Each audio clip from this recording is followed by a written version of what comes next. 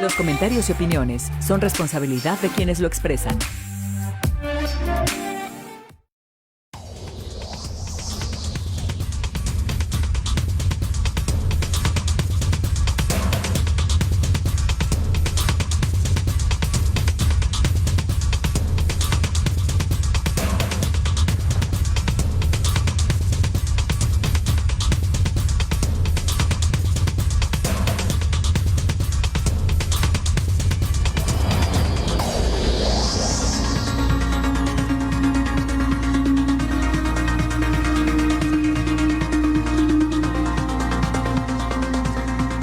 Muchas gracias que nos acompaña. Bienvenidos a este miércoles de A 8 Columnas, donde tendremos un gran invitado y también una gran invitada, una periodista y el delegado de los programas de bienestar, Manuel Huerta Ladrón de Guevara. Fíjese que siempre se hace una junta y un sondeo y uno de los invitados que quería la gente que estuviera aquí en ese foro precisamente era don Manuel Huerta Ladrón de Guevara, a quien voy a saludar y después saludaré a mis compañeros a quien voy a acompañar en esta transmisión de esta noche. Don Manuel, gracias por estar aquí con nosotros. Buenas noches a todos ustedes y a los que nos están escuchando. Muy importante que el pueblo esté informado. Muchas gracias, don Manuel Huerta Ladrón de Guevara. Ángeles González, oye, qué privilegio. Mira que hemos trabajado en otras trincheras, pero nunca habíamos tenido la oportunidad de estar aquí con nosotros. Periodista del Dictamen y de otros medios de comunicación. Ángeles, bienvenida, ¿cómo estás? Muchísimas gracias, muy bien, muy contenta de estar aquí con ustedes, compartir este espacio con el delegado Manuel Huerta. Mario, hace muchos años que nos conocemos y trabajamos hace como 2 décadas juntos. En radio. Ramsés, pues muchísimas gracias, bienvenido, delegado. Muchas gracias. Don Mario Lozano Carbonell, qué gusto saludarte, ¿cómo estás? Igualmente, bienvenido, bienvenida siempre a tu casa. Ángeles, qué gusto estar contigo. Gracias. Señor delegado, bienvenido. Buenas noches. Buenas noches. Pues, señor delegado, ya han pasado prácticamente 2 años de la administración de Andrés Manuel López Obrador. Usted también 2 años como el delegado de los programas de bienestar. Muchos dicen es el superdelegado. ¿Le gusta que le digan el superdelegado, don Manuel? Bueno, yo siempre dije que mis héroes son nacionales y que si acaso Chapulín Colorado, otra cosa, pero súper no. Lo que pasa es que es una nueva forma de hacer gobierno, de ser un gobierno del pueblo, con el pueblo y para el pueblo. Son 1,400 centros integradores de desarrollo en los distintos puntos de la entidad veracruzana. En cada centro hay un servidor de la nación y hay jóvenes construyendo el futuro y son de las comunidades, es decir, es un gobierno del pueblo y que está ahí para el pueblo y con el pueblo. Y eso concentra, realmente el nombre de mi trabajo es... Sí, en el marco de la Secretaría del Bienestar, pero es bajo un acuerdo con la coordinación de programas prioritarios de la Presidencia de la República.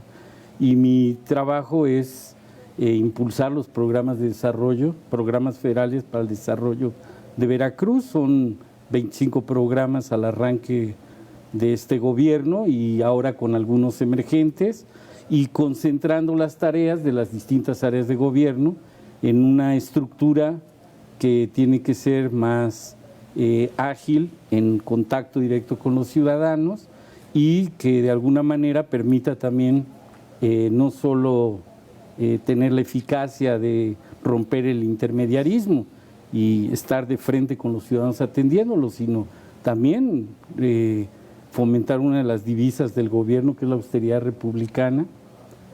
Con esto acabamos con mucha burocracia y entrar en una serie de transformaciones en la administración pública que, bueno, ahora están demostrando su eficacia, porque con toda la modestia del mundo, los números que apenas hace unos días dimos a conocer en una conferencia con el gobernador conjunta, de ya al día de la conferencia 2.145.000 beneficiarios en el estado y de ramas que sobrepasan, en ese caso, 61.000 millones de pesos, porque como nunca se había visto también en la historia de la administración pública, datos que de acuerdo a la ley de transparencia los hacemos públicos, están en el sitio de bienestar, Padrón Único de Beneficiarios, se pueden consultar los datos, los nombres, y más allá que las comunidades conocen a los beneficiarios, son conocidos por este Padrón Único de Beneficiarios,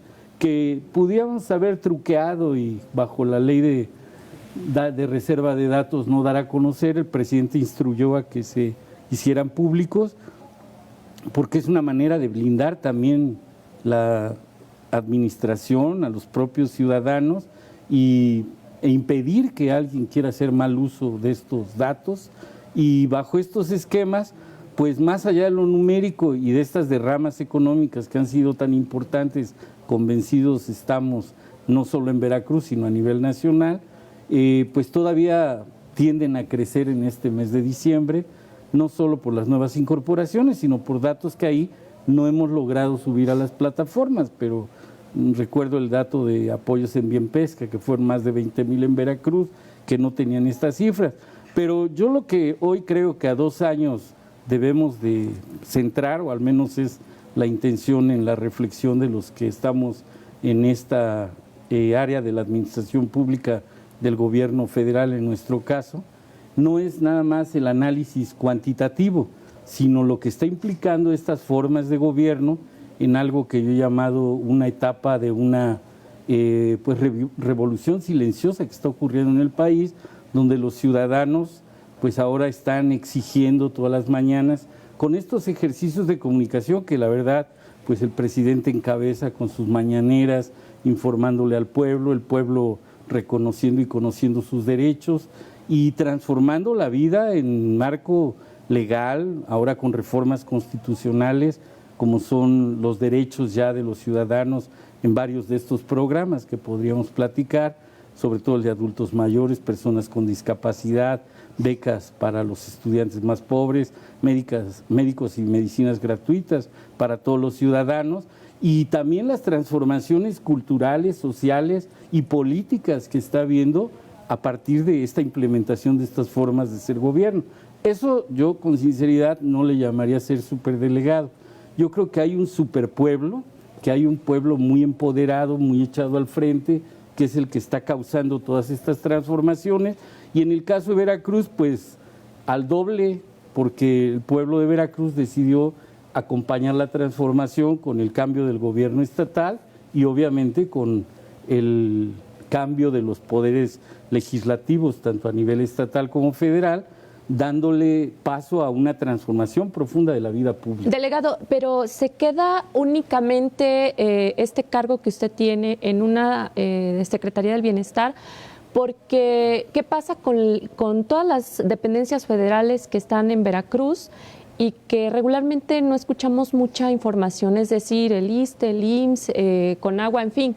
Y yo se lo pregunto porque no sé si usted está a cargo de todo esto y qué sucede con todos esos recursos que también se ejercen en Veracruz y que muchas veces no reflejan exactamente lo que desde la Federación se dice. Y un ejemplo, el ISSSTE es una delegación en Jalapa que constantemente, con el reflejo de los ciudadanos, la manifestación y exigencia y sobre todo la molestia de que no hay medicinas. Desde la Federación probablemente se diga que sí llegan, que sí están, pero es pregunta, ¿está a cargo también de esto y qué sucede? Como todo en la vida son procesos. Yo creo que no solo en términos de las reformas legales administrativas que se dieron, sino también la propia dinámica. El presidente lo ha hecho muy enfático, este empuje de la población que nos ayuden al famoso elefante reumático, mañoso, que es la administración pública.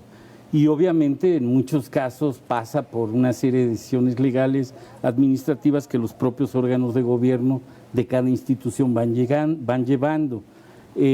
Más allá de tendencias también al interior del propio gobierno, y hay que decirlo, pues tendencias regresivas o conservadoras que pudiera haber y que al conjunto se tienen que ir transformando. Digamos que nuestro trabajo es empujar hacia allá con la población a esa reforma.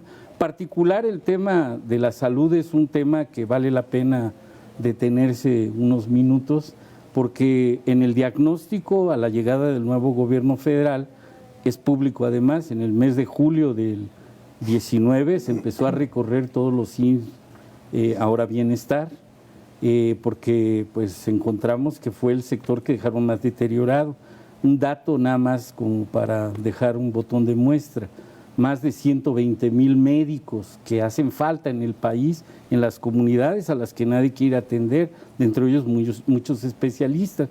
y se recorre para generar un programa de médicos y medicinas gratuitas que contempla un concepto donde los que tienen un beneficio de seguridad social, IMSS, ISSSTE, Pemex, Ejército o alguna otra causa, no nada más para ellos, sino para todos, desde donde le vamos a aperturar a todo el pueblo la opción de médicos y medicinas gratuitas, más allá de los trabajos que en medicina preventiva se tengan que hacer, ahora muy articulados con otros programas que tienen que garantizarse soberanía alimentaria, que tienen que legislarse a través de la Semarnap, el no a los transgénicos, el no al glifosato, en fin, algo que tenga que ver con la salud de nuestro pueblo. Hoy lo estamos enfatizando mucho en un trabajo que estamos haciendo con un caricaturista, el Fisgón, un documento que se llama ¿Qué te estás tragando? Para que no haya fenómenos como el que está hablando del sobrepeso,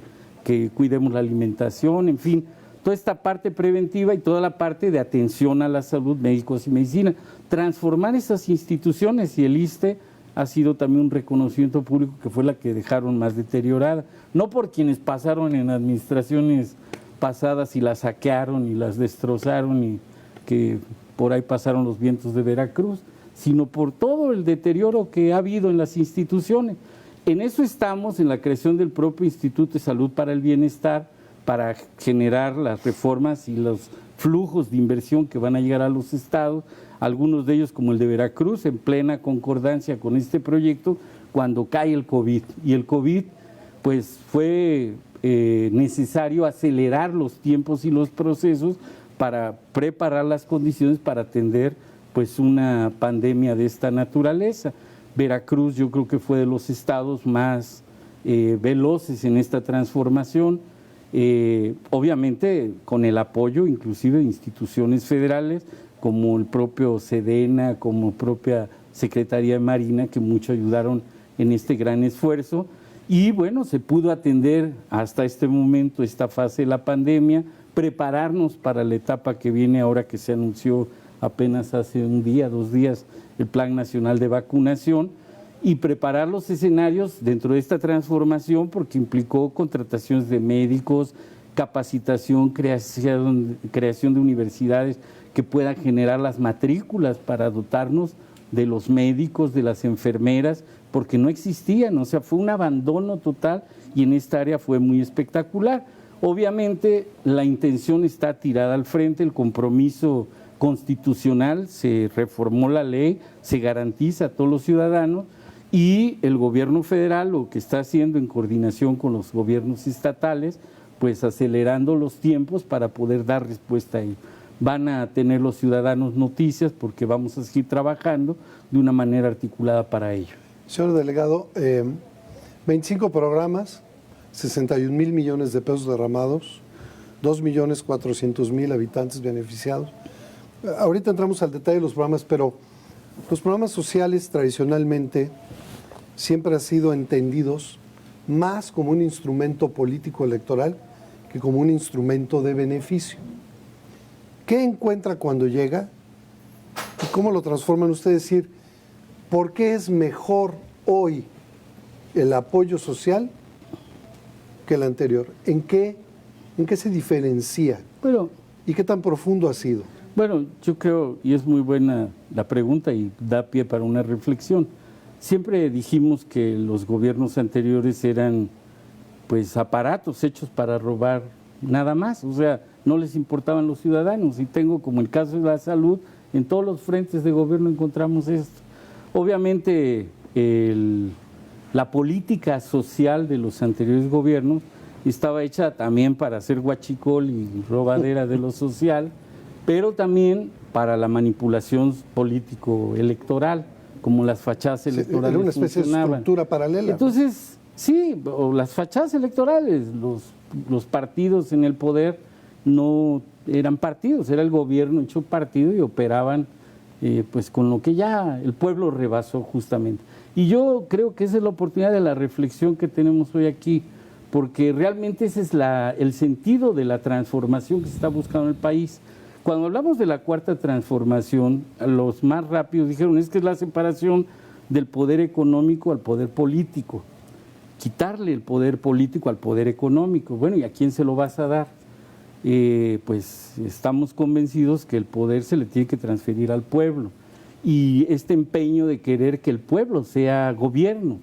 En muchos programas traemos la divisa, porque es la divisa central, creo yo va a ser el principal aporte de este periodo de la historia, consolidar la democracia, pues una democracia participativa, y para ello no solo lo emblemático que va a ser el ejercicio de revocación al mandato al que estamos ya emplazados, sino fundamentalmente que los ciudadanos se empoderen y actúen como gobierno, y ahora lo están haciendo en Oaxaca, en las carreteras donde administran los recursos y resuelven con estas hermosas carreteras a mano alzada, como decimos. Que de hecho va el presidente a inaugurarlas. O en el programa de La Escuela es Nuestra, donde en el estado de Veracruz más de 6.500 escuelas están resolviendo los problemas de mantenimiento y de construcción de aulas y preparándose para el regreso a clases con instalaciones hidrosanitarias adecuadas para que los niños puedan tener la higiene necesaria.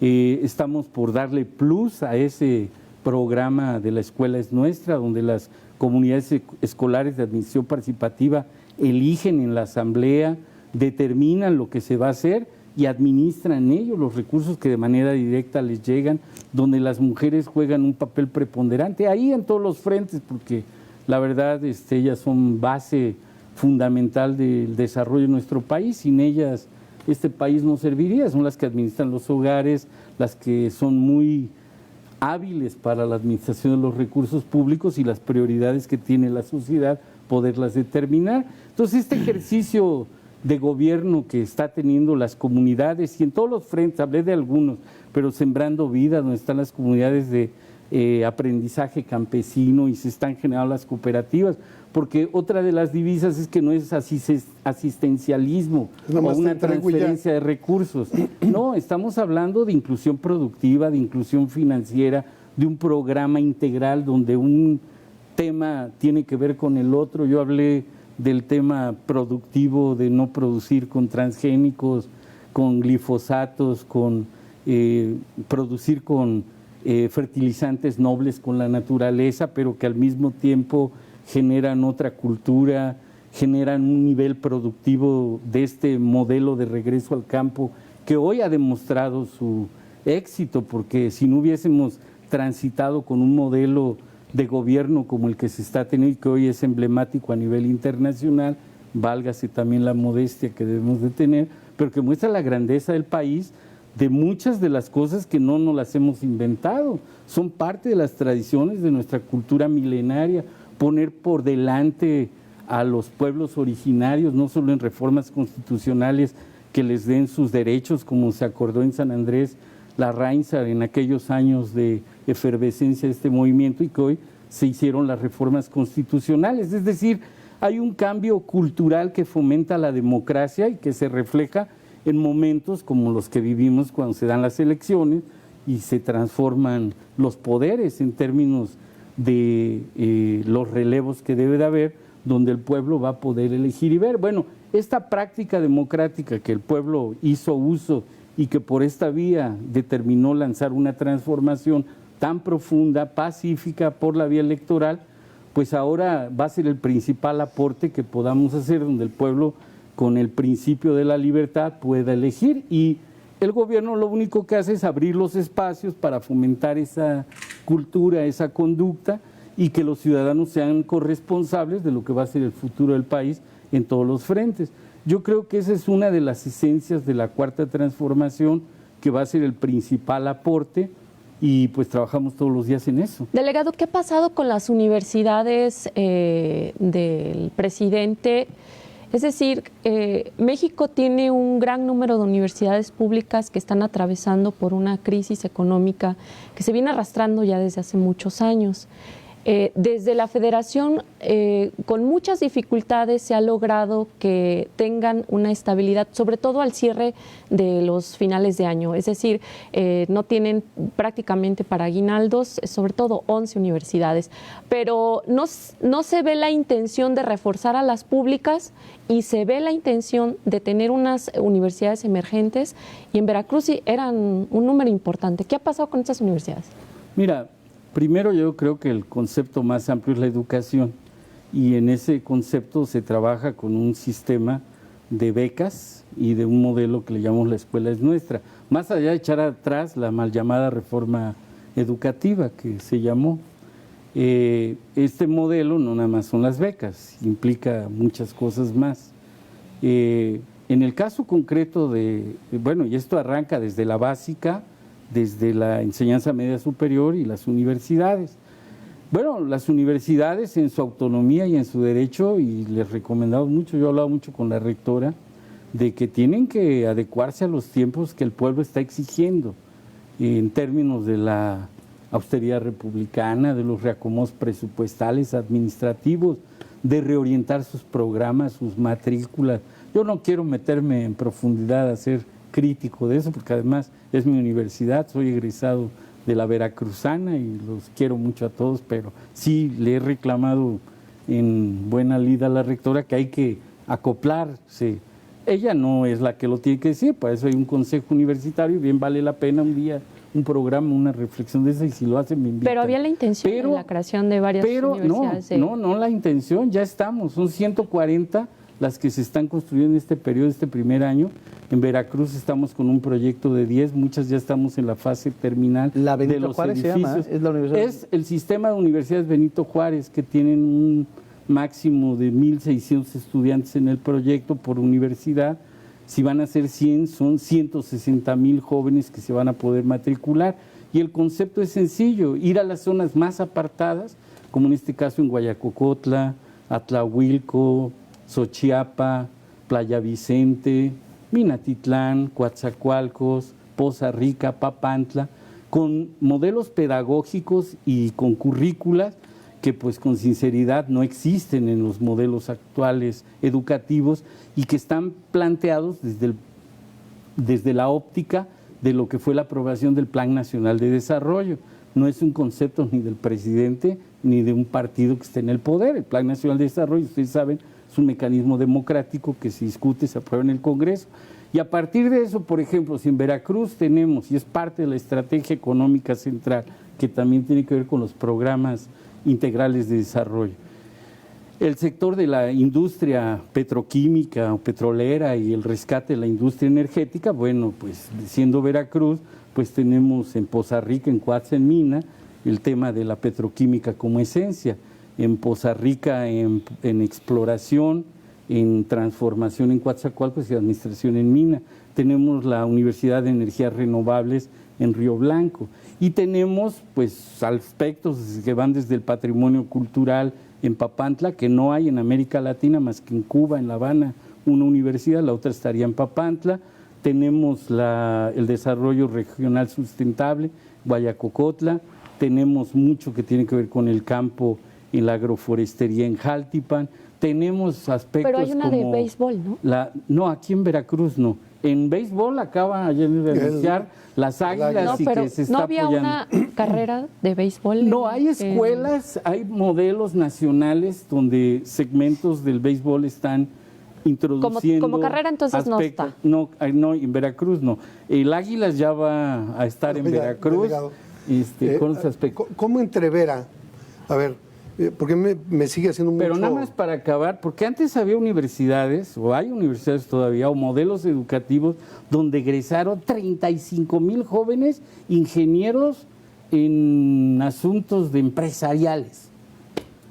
Pues obviamente que y no hay médicos, y nos cae el COVID y no hay médicos, y no hay médicos en las comunidades. Dejaron sin matrícula en este país a 120,000 necesidades que tenemos en las comunidades de médicos, y no hay médicos, y cerraban las matrículas. Pero no hay médicos porque no les pagan bien, ¿no? Porque no hay matrículas, no hay dónde estudiar. No hay estudiantes, pues. Los jóvenes, y no hay oferta universitaria. Ese es el problema de fondo, y eso es lo que debemos de entrar en el debate. ¿Cómo es posible que la UVM no podamos crecer con matrículas donde hace falta las cosas? O sea, eso es lo que... Eso es a lo que yo me refería un poco. Es decir, la Universidad Veracruzana no ha crecido y seguramente la rectora deberá justificar que no tiene recursos. No, pregunten, ¿no? Porque hay que revisar.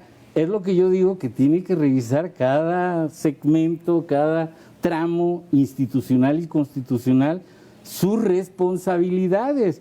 en los órdenes de gobierno estatal, municipal, en las áreas, más cuando son autónomas, y así podríamos decir cada ente de la administración pública en cualquier nivel de gobierno. Un minuto para corte, Mario. Rápidamente, delegado. A ver, ustedes dispersan 61,000 millones en 2,400,000 personas. Entonces, ¿cómo lo entrevera? Si estamos especializando la educación, mi pregunta es, ¿cómo se ha generado la dinámica económica en las regiones con ese dinero que ha bajado? Evidentemente rompe una estacionalidad económica, pero además de cómo la ha generado, cómo ha cambiado el ingreso-gasto en los hogares, evidentemente, también la pregunta es, ¿han logrado arraigar a más paisanas y paisanos que ya no me emigran gracias a Lo eso? dejamos en suspenso. claro, Vamos a una que pausa y la respondes. Por ¿sí? favor, con mucho gusto. Bueno, está el luchador social, activista, legislador y delegado de los programas de bienestar, Manuel Huerta Ladrón de Guevara. Ahorita regresamos.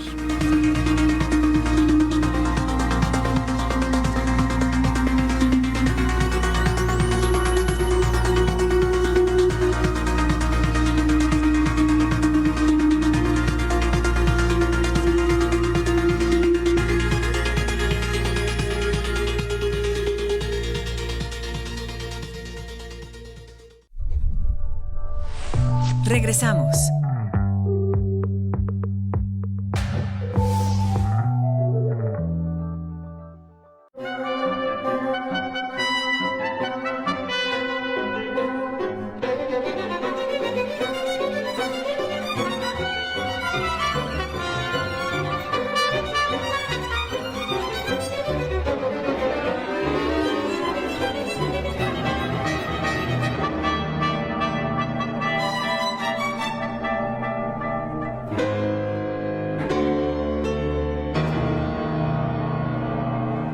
Hoy más que nunca, debemos cuidarnos ante la COVID-19. Es mejor no salir, a menos que sea indispensable. Mantén siempre la sana distancia y usa cubrebocas en lugares cerrados sin ventilación. Este fin de año, dale amor a tus familiares y amigos, pero que sea por teléfono o en una videollamada. Si tienes síntomas, llama al 911 o acude a tu clínica lo antes posible. Recuerda, es tiempo de cuidarnos y quedarnos en casa. Gobierno de México.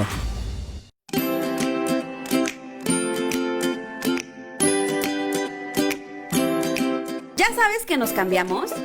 Sí, ahora el Instituto Veracruzano de las Mujeres sigue brindándote sus servicios especializados completamente gratuitos y confidenciales.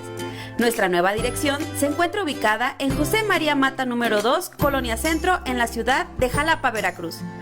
También estamos contigo en nuestras líneas de atención 075 y 800-906-8537. Recuerda, no estás sola.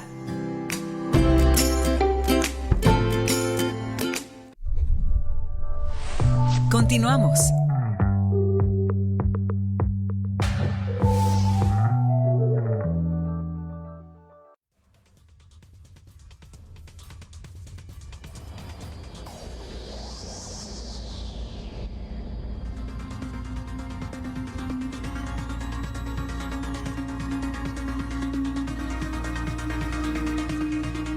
Regresamos a este programa, que es un esfuerzo de la Subdirección de Noticias y de la Dirección de Radio y Televisión de Veracruz, a 8 columnas. Bueno, le voy a pedir a Mario que repita la pregunta y yo adicionaría otra para que el delegado, ya para no, ya no me entrometerme con mis compañeros.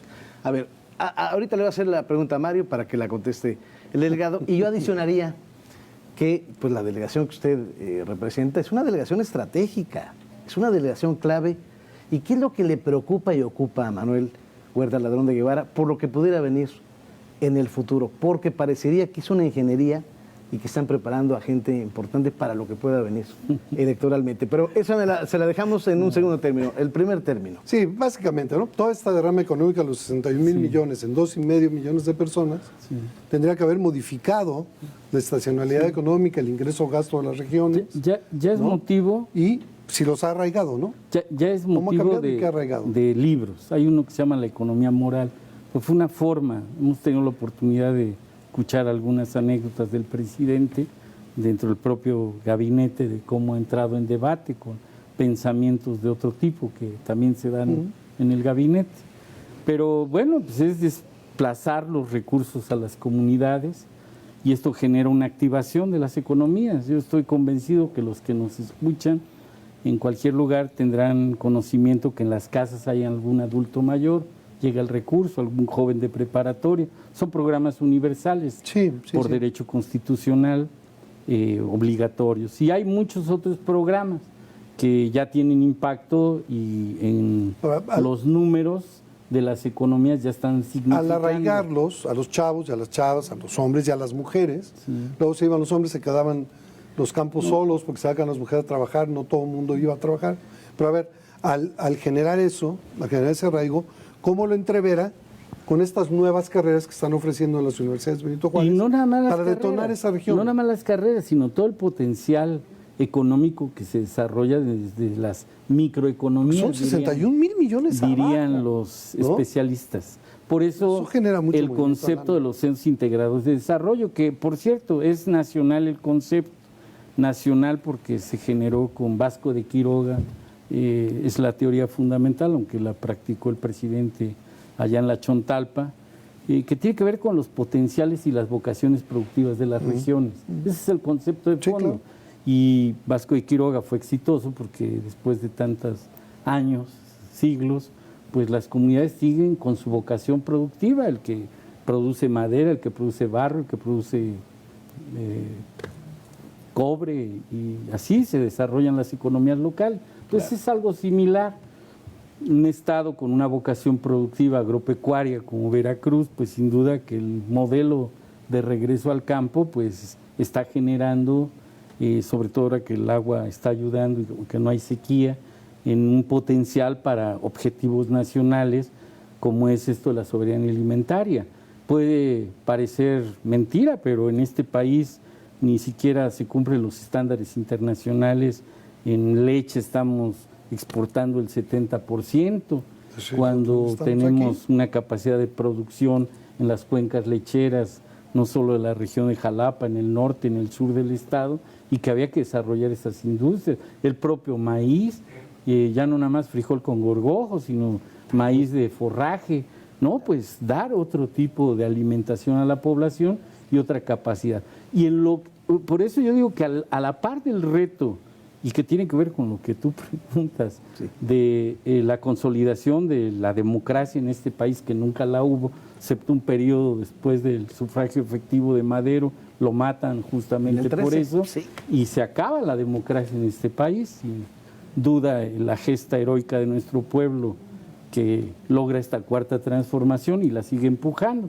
Bueno, el otro reto es la inclusión productiva y financiera de las poblaciones que han estado alejadas. Ahora, con lo que nos dejaron además, que es muy poco, pero mucho al mismo tiempo, un banco artesanal como era el Bansefi, está transformado el Banco del Bienestar, vamos por 2.400 sucursales, en lugares que a negacajero llegaban.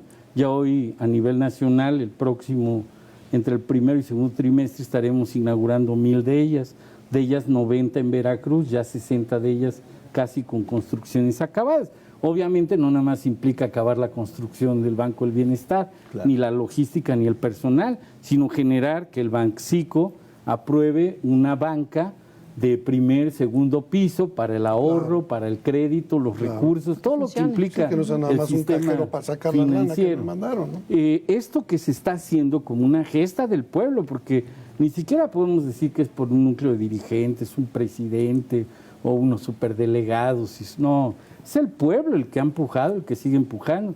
De ahí los grados de aceptación que tiene el gobierno, reconocidos por propios y extraños, pues vemos este contentamiento del pueblo. Eso da pie para nosotros estar muy tranquilos de lo que estamos haciendo. No es un virreinato, porque todos piensan que es usted un virrey. No, para nada. El poder está en el pueblo, en la gente. Oiga, Delgadora, eso también trae mucho desarrollo.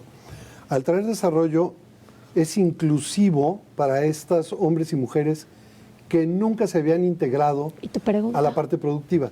Ese desarrollo necesariamente tiene que romper con la utilización electoral que tradicionalmente tenía. Sin duda. ¿Se está logrando? Sin duda, ¿Cómo va? sin duda. Bueno, pues otro segmento que fue olvidado y que en Veracruz tiene mucha importancia, no son los 22,000 apoyos a los pescadores a través del Bien Pesca, sino hoy estamos dragando las lagunas, acabamos de lograrlo en Tamiagua, por siendo rescatando fondos que en el 18 no aplicó el Fonden y hoy se aplicaron, acabamos de terminar el dragado de Tamiagua, estamos por iniciar el de Tuxpan, estamos con la Marina trabajando en el Nanche, en Alvarado, porque además se trata de esto, de romper los negocios y la corrupción que existían. Si la Marina pudo con el sargazo allá en Quintana Roo, pues cómo no vamos a poder dragar los sistemas lagunares de Veracruz con estos acuerdos donde incorporamos a las autoridades estatales, municipales y con la capacidad de los estudios de batimetría que tiene la Marina, con la capacidad de infraestructura y con la ingeniería de ellos, pues como le hace la Sedena para construir los bancos del bienestar, pues no los estamos concursando, ¿no? Van con la administración y con los ingenieros de la Sedena y así como le hacemos el Santa Lucía, hacemos los bancos. Es decir, un modelo integral que va a la inclusión productiva financiera, a un ejercicio de libertades en todos los frentes, a una transparencia como modelo de vida, como deben de ser las cosas. Pues el que nada debe, nada teme, y pues ahí estamos caminando con el pueblo. Pero hay fuego amigo luego, ¿no? ¿Ha sufrido fuego amigo? Pues mira, yo con honestidad no me detengo mucho a pensar eso, porque lo que sí estoy convencido es que el trabajo nos determina hacia dónde vamos a caminar. Pero hay grupos, ¿no? Dentro de su partido político hay grupos y subgrupos, y de repente se dan unos con los otros. Yo con sinceridad tengo... ¿Cómo van a afrontar lo que viene? Tengo la tranquilidad de que por la función a la que me dedico, desde que tomamos posesión como gobierno, meses antes inclusive, nuestro partido nos liberó a muchos de nosotros, empezando por el presidente, a que no tuviéramos necesidad, como que decir, nos dieron un permiso para no estar en esa actividad, desde que dejé el encargo, pues fui dirigente. ¿Pero sí se lleva usted con todos? Sí, tenemos buena relación. ¿Y trabaja con todos? Pues sí, con todos. ¿Y con el gobierno estatal también? Y con todos, pues todos los días nos vemos en las juntas de coordinación política, tenemos la suerte de participar ahí, somos responsables con mis compañeros de las regionales, y no nada más con el gobierno estatal, con los gobiernos municipales, con todos los colores, sabores, porque el gobierno federal está en la claridad de que es gobierno para todos los ciudadanos. Y mira, si quieres llevar la reflexión a ese nivel, el tema es más profundo, y ahora sí que uso del derecho a libertad de expresión que me da el que ustedes me pregunten y yo contestar. Los partidos políticos poco representan en la sociedad. Si ustedes revisan los padrones, incluyo a todos, pues es ni el 1% de la sociedad, ni el 2%, el 98% de la sociedad no tiene participación en los partidos políticos. Y la encomienda que nos ha dado la representación que tenemos es trabajar con la ciudadanía. Pues el presidente dice, sí, pues te tienes que coordinar con todas las instituciones y organizaciones y demás, pero la organización fundamental es con el pueblo y tú te dedicas a con el pueblo.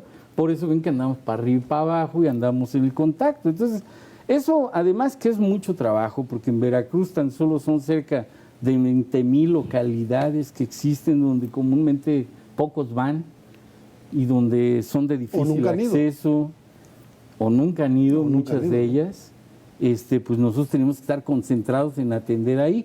Los operativos que realizamos para llegar, a falta de estructuras financieras, tienen que ser operativos de pago asistido para llegar con ellos y llevar a los del Banco del Bienestar a que paguen, a que atiendan y atender las problemáticas. Entonces, pues eso le quita a uno mucho de estas inquietudes o... Oiga, ¿y no le preocupa que ya pues prácticamente ya estamos en el proceso electoral y toda esta situación de los programas sociales deberá tener una situación diferente? Es decir, se deberán de suspender, van a seguir activos, porque los partidos políticos seguramente tomarán este asunto como algo muy importante, toda vez que pues son varios millones de ciudadanos que se ven beneficiados. Sí, y sobre todo, bueno... el León dicen que cree que todo es en su condición y pues esto ya cambió. Y reitero, no por nosotros, sino por voluntad del pueblo. Y ya dije 2 divisas que pueden demostrar que esto ya cambió. La publicación transparente en el Padrón Único de Beneficiarios, que las comunidades conocen, que pues, se promovieron reformas legales. Hoy la corrupción y los delitos electorales son graves por naturaleza y no alcanzan fianza. Y aprovechar y decirle a la gente que el que se entere que alguien está haciendo mal uso de ellos, digo, la gente ya sabe, ya muchos quieren hacer corrupción y decir dame y a cambio de eso tú vas a entrar a un programa, ya la gente los batea, ya no batallamos mucho por eso, ya la gente ya entendió que todo es gratuito, que no hay moches, no hay mordidas, piquete de ojos, cosas de ese tipo, 3 de bastos, no, ya la gente sabe que están los centros, que pueden ir, que hay un teléfono, el 01800, que hay organismos que reciben quejas, denuncias, que se juzga, que nosotros correteamos a los que hacen cosas indebidas. Me refiero ante la ley, ponerlos a disposición, a discusión, a denunciarlos, y lo mismo va a ocurrir para los temas electorales. Entonces, confiando en el pueblo, en que pues, el pueblo va a cuidar y que cada quien asuma su responsabilidad. Sobre la temporalidad no nos preocupa, porque el presidente tiene mucha habilidad para adelantar pues las necesidades de la sociedad. Ahora con el COVID, y esa es otra característica, siempre pagamos, como dicen los chavos, por adelantado, porque sí, pagaban 2 bimestres. Un bimestre que es enero-febrero, comúnmente antes, si bien iba, lo pagaban a finales de febrero, y si se podía del año siguiente, y si no se lo robaban y nunca aparecían las cosas. Nomás hay que recordar los 3 últimos sexenios en Veracruz, se robaron 80,000 millones de pesos, y está documentado en libros como el de Fidel Robles, del juicio político a un exgobernador, otros los traen ahí en el Panama Papers y cómo desvalijaron otras instituciones federales, como de la que hacía referencia del ISSSTE, y que todavía hay documentos ahí en otras cosas, pero estoy haciendo uso de mi libertad de expresión, sí, claro, a preguntas de ustedes, ¿no? Delegado, no estoy aquí queriendo politizar las cosas. Usted habla de, bueno, esos son los resultados que ha obtenido, 61,000 millones de pesos de derrama económica. Hasta hace 2 días. ¿Ha servido para lo que creo que estaban planeados, es decir, para evitar la inseguridad? Porque todavía creo que Veracruz tiene ahí, o el gobierno tiene una gran deuda en esta materia. Hay todavía delitos como secuestros, como desapariciones, homicidios, en fin, una situación que no lo digo yo, lo dicen los ciudadanos todos los días en los diferentes municipios. El sur de Veracruz, por ejemplo, hace no mucho aventaron un explosivo adentro de un autobús, en fin, muchas cosas. ¿Ha servido toda esta derrama económica para bajar los índices de inseguridad? Qué bueno lo que preguntas, porque yo siempre he dicho que entrar a un debate de números, aunque los números sean buenos, porque los son buenos, acaba el secretario de Seguridad y de informarse cómo hay una reducción, sobre todo en Veracruz, muy importante, de los índices delictivos de alto impacto, particular de los homicidios dolosos, y cómo en materia de secuestro esto es un reconocimiento nacional a la Unidad Especial Antisecuestros. Y yo podría seguir argumentando por ahí, pero hay un tema de percepciones y también de realidades. Lo que dejaron, y vuelve a lo mismo, y no es que quiera estar regresándome, pero los ciudadanos, acuérdense cómo era Veracruz hace pocos años y hace unos poquitos más, pues era tremendo lo que ocurría.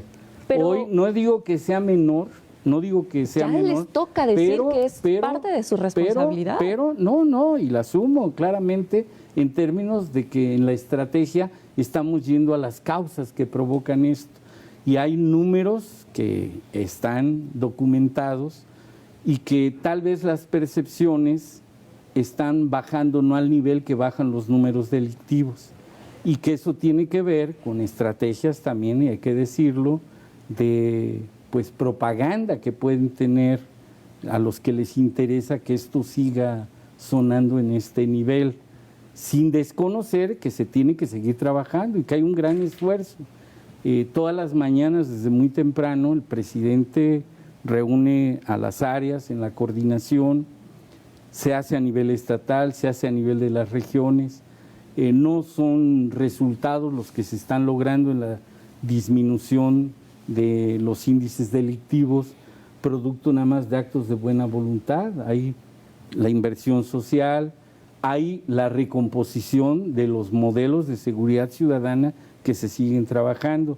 Y esto poco se habla también. Mira, la Policía Federal, antes de esta transformación, traía 20,000 elementos menos, como 15,000 concentrados en la Ciudad de México, y los movían para un lado, para otro, conforme fuera el interés, pues... donde estuviera el fuego. Federal. Hoy no, hoy tenemos una Guardia Nacional que fue producto de un consenso de las fuerzas políticas, que ha implicado no nada más una reforma constitucional, un entramado institucional, un presupuesto especial, acrecentar, formar, todo bajo los lineamientos de la creación de las nuevas fuerzas de seguridad ciudadana, muchos de ellos emanadas de cuerpos del propio ejército, de la marina, y que están generando otro nivel de aceptación de las propias fuerzas de seguridad ciudadana. Y ese y entre otros frentes que yo podría decir. Pero ¿qué crees? Contrataban para cuidar los edificios públicos a empresas que revisen quiénes eran los dueños, a nivel nacional, a más de 40,000 policías privados para cuidar edificios públicos. Traducción al español, el ciudadano está abandonado y sí cuidan el edificio del negocio de alguien que, por cierto, estaba trabajando y vinculado a los cuerpos de seguridad. Hace poco estaba viendo en la televisión que uno ya hasta da clases de buceo, de andar en no sé dónde, allá por el Bermúdez, sur y otros, todos, o sea, y eso ya no existe, ya no existen los pactos con los grupos delincuenciales, cuando menos a nivel federal tenemos la claridad que la línea divisoria entre las autoridades federales que se dedican a la seguridad pública y los delincuentes no se participa. Y antes esas líneas divisorias, pues tenemos los fenómenos que hoy estamos viendo gracias a las libertades de expresión y de acción de materia de Procuración y Justicia, que está investigando casos como el de Regina Martínez a nivel internacional y una definición clara del presidente, o como muchos otros casos que se tienen que seguir investigando. El tema de las desapariciones y de otros fenómenos, que también revisen los números y de dónde y de cuándo vienen, y obviamente que falta mucho por hacer sin duda. Dentro de los 100 compromisos que hizo el presidente, dentro de los 3 faltantes hay uno que para muchos mexicanos en lo particular y para el propio presidente lo sé. El caso de los desaparecidos de Ayotzinapa es un tema que se sigue trabajando, que está pendiente, pero lo que sí está en la convicción de todos nosotros, que los derechos humanos tienen que estar por delante.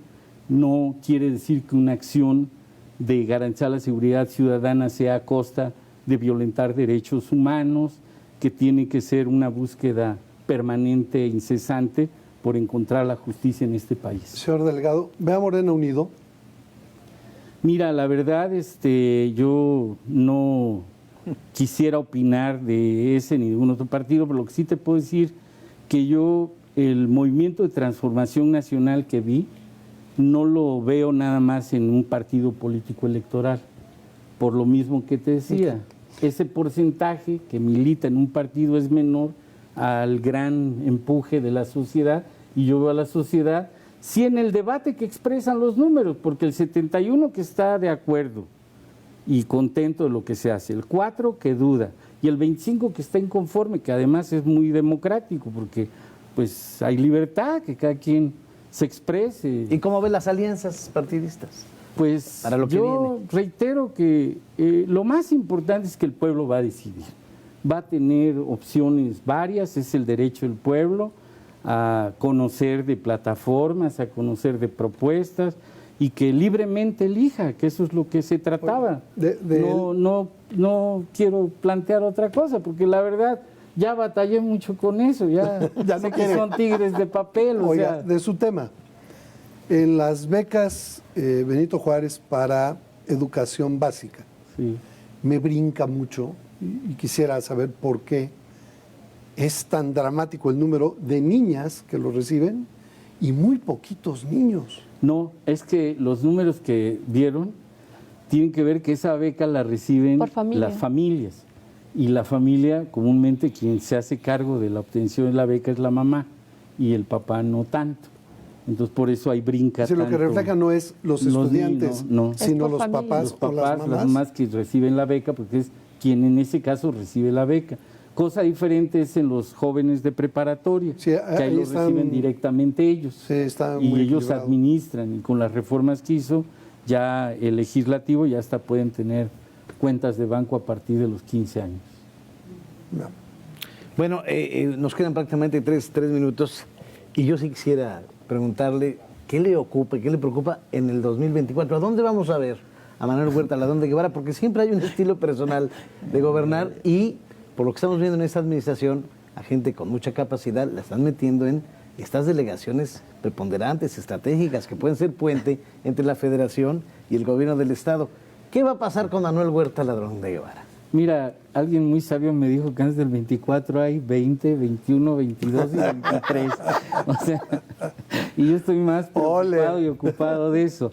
No, yo sí les quiero compartir que de lo que el presidente informa, que hemos logrado la consolidación. Y que es su amigo. Que presidente. sentamos las bases de la transformación, que con sinceridad lo pensábamos decir un año antes y nos hemos retrasado un poquito más allá del COVID y la emergencia internacional económica y del elefante reumático y mañoso y de todas estas entendederas que tanto aquí tan sabrosamente hemos discutido, convencido que esta transferencia del poder al pueblo, que de jóvenes decíamos todo el poder al pueblo, más fácil, es un sine qua non, dirían los clásicos, es algo básico, esencial para la transformación, al extremo que yo he estado sosteniendo que si no se le entrega el poder al pueblo, no habrá transformación.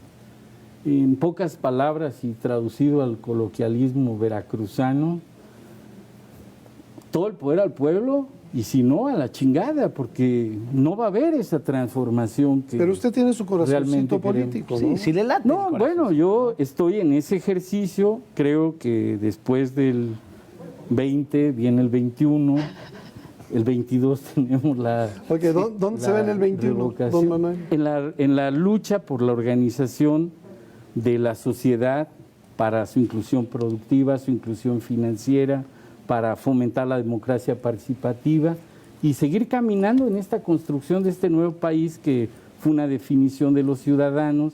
México es un país muy glorioso, es fenomenal, lo vemos todos, su cultura, sus posibilidades de trascendencia, no nada más para los mexicanos, sino como un modelo de carácter internacional que está empezando a hacer esta ruta que estamos marcando los mexicanos, y me veo con el pueblo participando en estas transformaciones que vamos a seguramente acelerar en los años por venir. ¿Cuánto va a bajar el próximo año el gobierno federal para Veracruz? ¿Cuántos más? ¿Vamos a crecer de 2.400 a cuántos? Bueno, el dinamismo y el potencial de los veracruzanos y las necesidades de Veracruz van a hacer que Veracruz sea un lugar de mucha importancia para el desarrollo económico nacional. Se nos termina y va el tiempo. con eso. Pero es pretexto para que regresemos en otro momento. Sin ¿Regresa? duda, sin duda. Como delegado regresa y como otra cosa. No, regresa. no, como siempre, como delegado un buen rato. Tenemos gracias. el compromiso con el presidente de culminar la obra. ¿Regresas? Claro, por supuesto. Muchas Muchísimas gracias. Gracias Mario, a ustedes. usted no le Yo aquí pregunto me porque quedo. aquí te espero. Y la pregunta más difícil es que dicen, ¿y cuánto vas a bajar de peso? Eso sí está No, mal. esa- ¿cuánto va a bajar? No me volteen a ver a mí tampoco. Manuel, muchas gracias. Estamos en eso, mucho gusto. El delegado de los programas de bienestar. Gracias, Ángel. Gracias. Mario. Gracias. Pero lo más Gracias, importante, Gracias, delegado. Gracias, Ángel. Gracias a usted. ustedes. Muy buenas noches.